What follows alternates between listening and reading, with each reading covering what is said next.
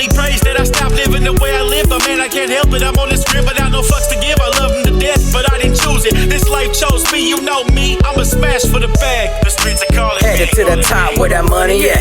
Bitch, gotta break a check before I break a back. Homies finna do life if they catch you. Hey, what's good with everybody, man? Back once again with another video. I hope everybody's having a productive day, feeling blessed, and like I always say, it's one life, one chance. We only got one chance to do this right. Let's get it done. Like I said, I was going to continue the rest of this upcoming week to answer the rest of the questions that my subscribers have provided. I feel like they were important. Some of them are some good ones. Some of them are very intriguing, where I have to sometimes sit down and take notes, gather everything that I need in my head to illustrate a great story for you guys. You know, I take the time and opportunity to really invest myself when I have available time. I've actually allowed this YouTube channel to absorb a lot of my time because this has become my primary focus. And I'm going to admit this wholeheartedly. You know, I have a life out here. You know, I have a job. You know, I have a kid on the way. I have stepkids that I take care of, a relationship that I'm involved in. But on the same token, this YouTube channel is probably one of my biggest success, aside from me actually coming home and liberating myself from a prison cell, from a prison system, a rigged prison system at that, being free. You know, there's many accomplishments, but I take great pride in having this YouTube channel as an accomplishment of mine, in which I take real serious now. Not only just as a personal blog, but as room for improvement, room for growth, and room for opportunity. And I have you guys to thank for that. So with that being said, hit that subscribe button, hit the like, leave a comment, always leave a comment, and let's get right into it. The question I was asked was, what happens if a cop gets locked up? What takes place with them? Look, on the general population side, mainline, even though we're all criminals and we've all incriminated ourselves and been sentenced and found guilty or pleaded no contest within the penal system through the judicial eye, that doesn't matter. We're only going to accept blame for our mistakes when we want to admit it. But to us in prison, we look at it like, oh, we shouldn't have got this amount of time, or we shouldn't have got charged for this, or some of these circumstances were irrelevant, knowing goddamn well we did some of the crimes that we did, we just don't want to admit to. But yeah, we want to fight it in the court system. Like, why are we getting charged for this? Or why you got to prove this, prove that? What makes you think I did it for that? Bro, we're in jail. We committed the crime. Let's go do the time and get back out. So there's always that biased state of mind we're always going to have towards the law, towards law and order, especially towards police officers that put us in handcuffs. Obviously, they have a job to do. Obviously, they ain't perfect. You can look it up, Google, and do a lot of research within every county, every city in California and other states as well. There's always been corrupted cops. There's maybe cops that just went a little too far with their authority. Some cops have been charged, crimed, and committed to the penal system as well for not following the law. There was only one circumstance that I could that reminded me of something. Was there was actually a sheriff that was in there for murder. It was in Kern Valley State Prison, but it was on the SNY side. The cops did protect him because the cops in the prison system, the prison officials, they do not tolerate any inmates assaulting officers, period. You will have it just about as worse as a sex offender in prison if you commit a crime towards a cop.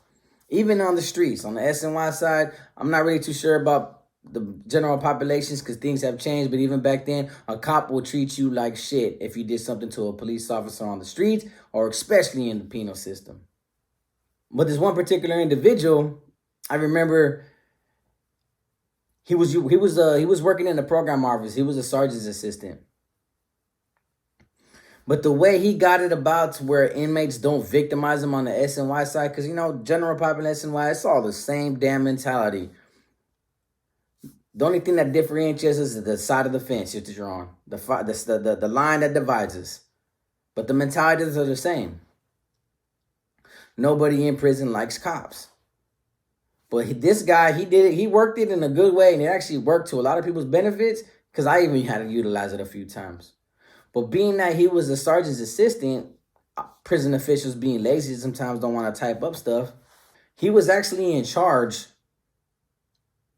of typing up the 115s if you got a write-up. Now, obviously, I think the sergeant or the lieutenant at the time knew what he was doing, but knew what he was doing it for. It was for his own protection, his own good, his own well-being, so he can live safe on this yard. Because Kern Valley, the level 4 180s, people were getting stabbed just as much as an active mainline. Nobody was exempt. Everything was weaponry.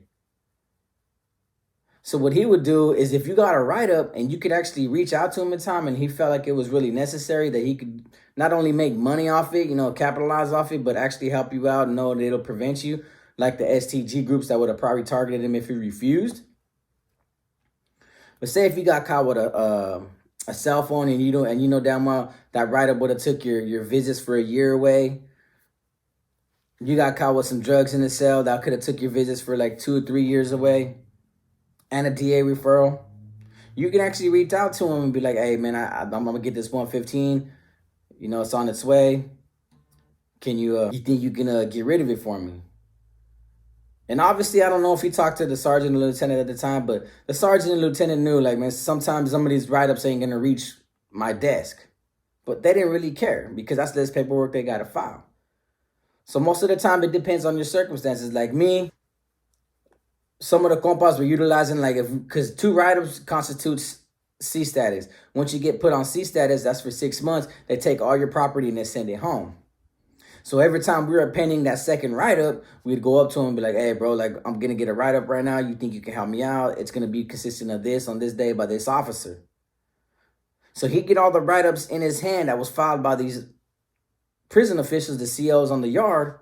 And before he submitted it, typed them up and submitted it to the lieutenant for approval to be either investigated or submitted for classification committee hearings or just a regular disciplinary hearing in itself, he would come out and bring you the write-up and be like, here's the write-up. This is what I want for it. Obviously, he charged a hefty price, because not only is he saving our program and saving us from, losing our visits, losing our phone privileges, losing our yard privileges. Obviously, he had to get paid. And he was one popular individual for that, because we looked at it like, hey, man, he can be utilized. Can't say that he's ever been victimized or he hasn't been victimized, because I only know him for about a good year and a half. But he was able to afford you the opportunity to save yourself and save your program. Plus, he had access to all inmate files because he worked in the program office. He was unsupervised because he had that respect as a cop. What he was in jail for, I don't know what killing it was in particular, what shooting it was that he got convicted of. The prison officials didn't see that. They just seen an officer that probably got committed, wrongfully convicted, and they babied him. They sheltered him. They protected him. So he had access to all these files. So if you really wanted to find out if anybody was snitching, you just got to pay him a very big price. And he took advantage of that. He took advantage of that for a long time. And I heard he had that job for like 5 or 6 years. He was already getting old. He was an older man. Everybody respected the individual. And even though he's a cop, it kind of sucks to beat up a 60-something-year-old, bro. Like, where's the respect in that? Beating up the elder, bro. You get no respect from me for that, period.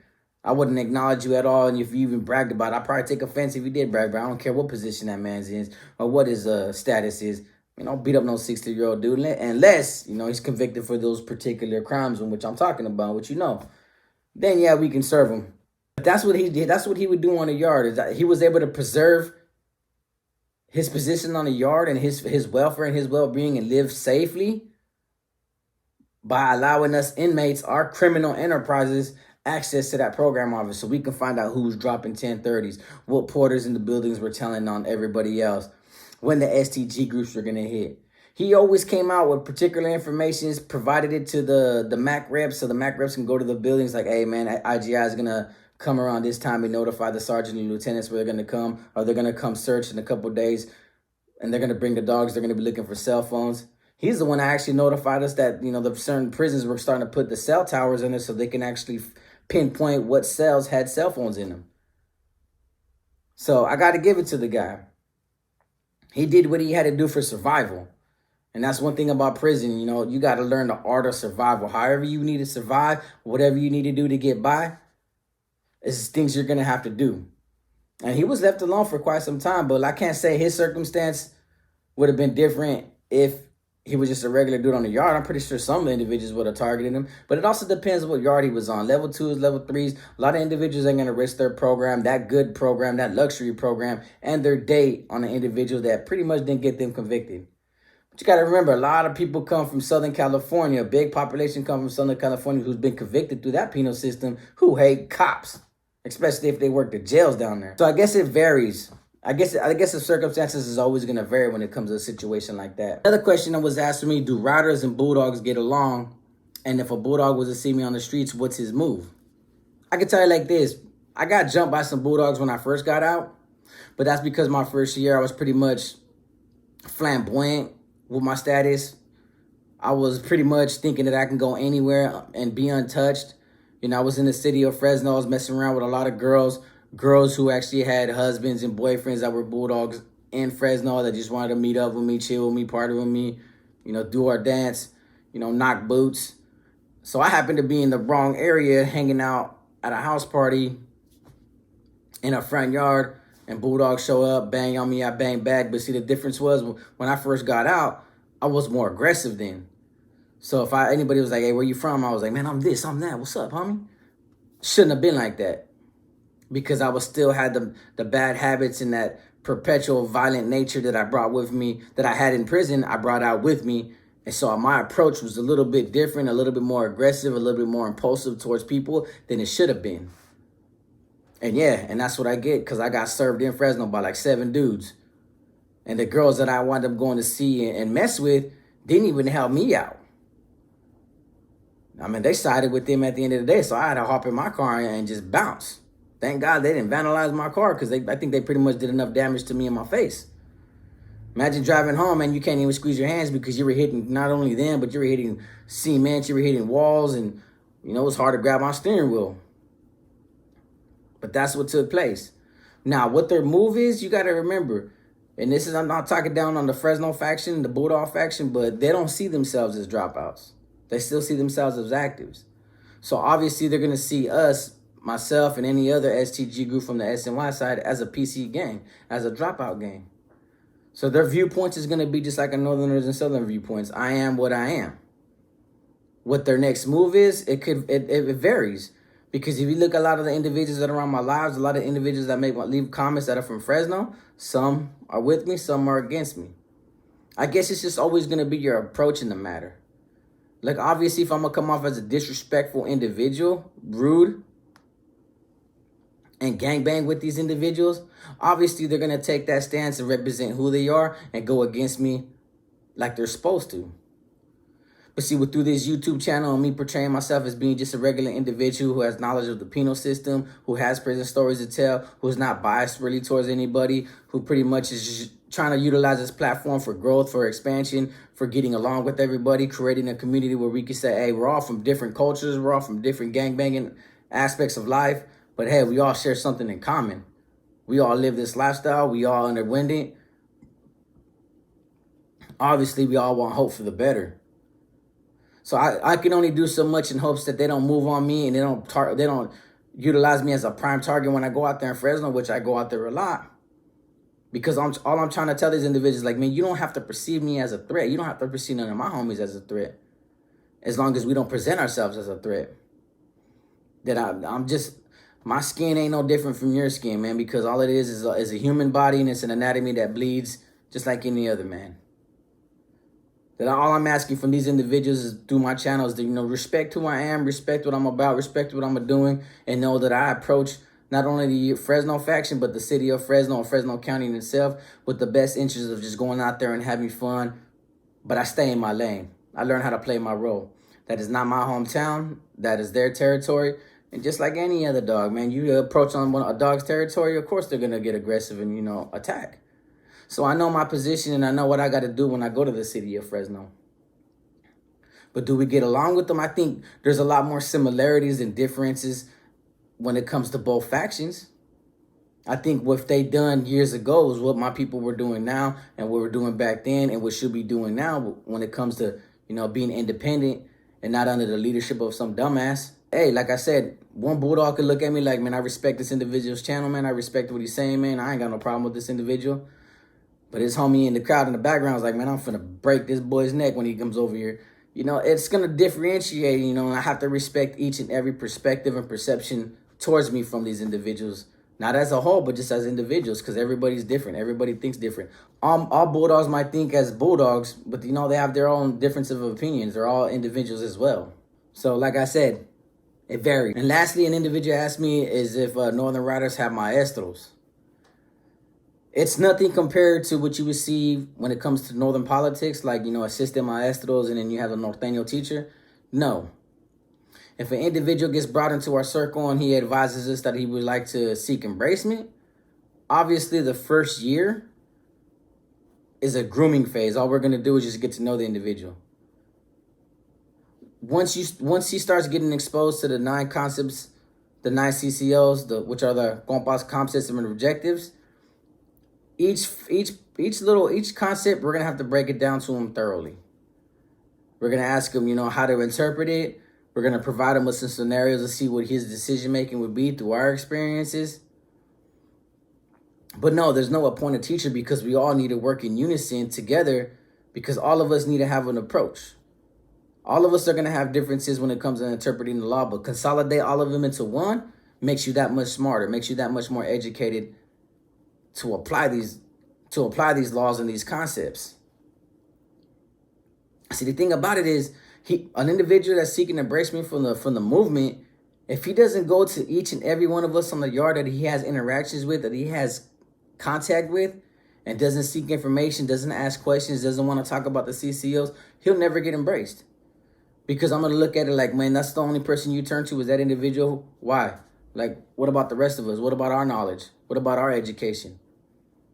You know, that's one thing that's frowned upon in this movement, man. You got to be able to talk to each and every compadre that you're going to be calling a brother and seek his guidance, seek his education, seek his interpretation of the laws and concepts.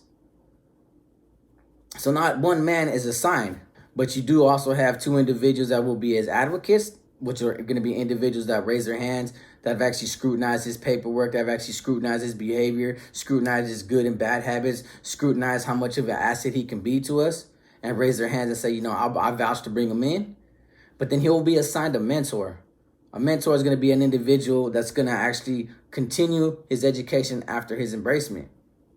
See, while he's getting embraced, each and every one of us have a moral obligation to educate this individual, because we're not just doing it to obligate you to come, but we're also doing it to say, like, man, can you uphold these? Because if you can, if you feel like you can, now would be the best time to walk away. That way you don't join something and you get hurt later for it, or violate a law or a concept that's going to get you hurt from it. We'd rather give you the opportunity and not be like the Northerners and oppress you. We'd rather say, look, man, this is how complex it gets. This is the dynamics of it. If you don't think you're up to it, you know, now would be the best time to go ahead and walk away. You won't be looked at any different, and you can still come around and be a friend, a true friend. But once he's embraced, he can continue his education with whoever he wants. But that assigned mentor is going to be the individual that's been in the movement for like 5+ years, and they're going to be the ones that always, on a consistent basis, when they're on the yards together, is go take a couple laps, 5 to 6 laps. And just talk about education. Make sure that it's still in his head. Make sure it's still fresh. Make sure that he's still in that cell taking at least an hour out of his day to go over the CCOs, go over the dynamics, go over the acronym, and figure out how many ways he could break it down. You can't technically say maestro, but I think Snoop changed the word from maestro to a mentor, the mentorship program. And so far it's been effective. I can't really say that there's any negativity I can speak about when it comes to the embracement process and the mentorship process. The only thing I can really speak about is that oftentimes a lot of individuals are just applying the homeboy favoritism when it comes to seeking embracement, and a lot of individuals are stepping out of the element of the movement and going to look for people to embrace, when it should be the other way around. They should be coming to us, and they should have a year to actually come around and get to know us and display their true colors, display their loyalties, display why they want to be part of the movement. And I think that's the part that a lot of us are getting wrong. And that's the part that Scrappy was doing. Scrappy was going to the yard trying to pull people and not embrace people. He still had that Norteño mentality. It was like, man, we can pull this individual. When the movement is supposed to be isolated and closed off only for individuals who actually want it. But in order to have individuals who actually want it, we as a movement, as a Playboy committee, need to be able to prosper and lead by example and set the example that everybody else outside of our movement has a view on us and looks at us like, you know what, I would love to be part of that. That's something beautiful, it's unique, it stands out, like I'm interested. But as for the last 5 to 7 years, it hasn't been like that because of all the internal wars, internal conflicts, the bloodshed, the fighting, the misconceptions that we've been radiating out towards the yards. You know, we're kind of shooting ourselves in the foot in the long run. But to answer your question, no, we don't have teachers. We just have a mentorship program in which, you know, an individual who's already been educated enough and have been embraced can continue his education. And we make sure that education is continued, because the last thing we need is an individual to falter on his belief systems and forget that what he's doing and forget what he's really doing it for. Hence, and he gets himself hurt in the long run, because we're not here to try to victimize one another. But it's like once you violate these codes, you know, becoming a victim is inevitable. And I think that's a sad thing to say, is that half of us think about education in a sense like, man, we want to be educated so we could be smart and be knowledgeable and lead by example. But there's the other half of us like, man, don't violate it or else, bro, or else that's your ass. And I think that's a messed up way to think sometimes. So I hope I answered you guys' questions as thoroughly and as best as possible. I would like to leave this video with a message to the youth. Look, a lot of things are going to happen in life that are going to be unexpected, that are going to be uncalled for, that are going to be crucial and unintentional, critical. That's going to put you in positions where you're going to have to make some strong decisions that can affect either you yourself or the people around you or everybody as a whole. But the one thing that you need to focus on the most is that life does happen. Sometimes, you know, they say life happens for a reason, but we're never going to know that reason until we finally figure out that reason. But until you do, all I can say is this. I went through my whole life thinking about and worrying about what others viewed of me, what other people thought of me. Not once did I actually take the time to work on myself. All my life, the only time I would ever work on myself was if I was following a law, following a bond, following a mandate, following an implementation, following an order. As much as I thought that was growth and education for myself, all I was being brainwashed, manipulated, misled, misguided, under somebody else's control and mind frame. I went the last 20-something years representing a gang and a lifestyle, thinking that I had control of my own mentality when I didn't. And when I finally got put in a predicament, when I got betrayed and I got hurt, and even to this day, I'm still undergoing a lot of things when it comes against my own people due to another man's leadership and his inability to accept other people for who they are, but instead he thinks of himself, has still placed me in these predicaments. Whatever those predicaments you place yourself in life, in which I hope you don't, do realize that at some point you're going to break. You're going to break from disloyalty. You're going to break yourself from being betrayed by others. You might even break yourself by making bad decisions and making your people turn against you. You might break yourself from your family looking at you and disowning you because of the choices you made in life, because you chose to go down a path of gangbanging or a path of crime. You know, at some point, you're going to break just like I did. It could even be from a bad relationship. Something in life, whatever it may be, is going to break you at some point. You're going to sit there and have to reflect on what the hell you need to do next. But the one thing you should know you should always do is just work on yourself. Focus on yourself. Anything and everything that you do, make sure you do it for yourself, for your own well-being. Because whatever it is in life that you went through, the circumstances, the trials, the tribulations, the adversity, the oppression, being oppressed, it doesn't matter. All those things are going to leave a mark.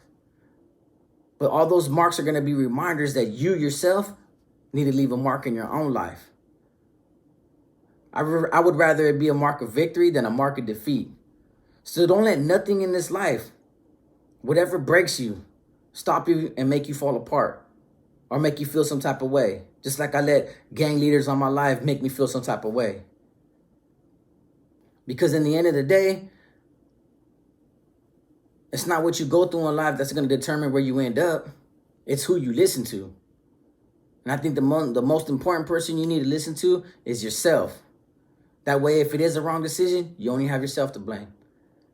But if it's a right decision, you have yourself to credit. Instead of giving that praise to another man or letting another man receive credit for your own actions. Make sure every day you wake up, no matter what you go through in life, no matter that little piece of adversity that just kind of slows you down, make sure you're doing it for you. With that being said, man, I hope you guys like my video. And like I always say, it's one life, one chance, man. We only got one chance to do this right. Let's get it done. Peace.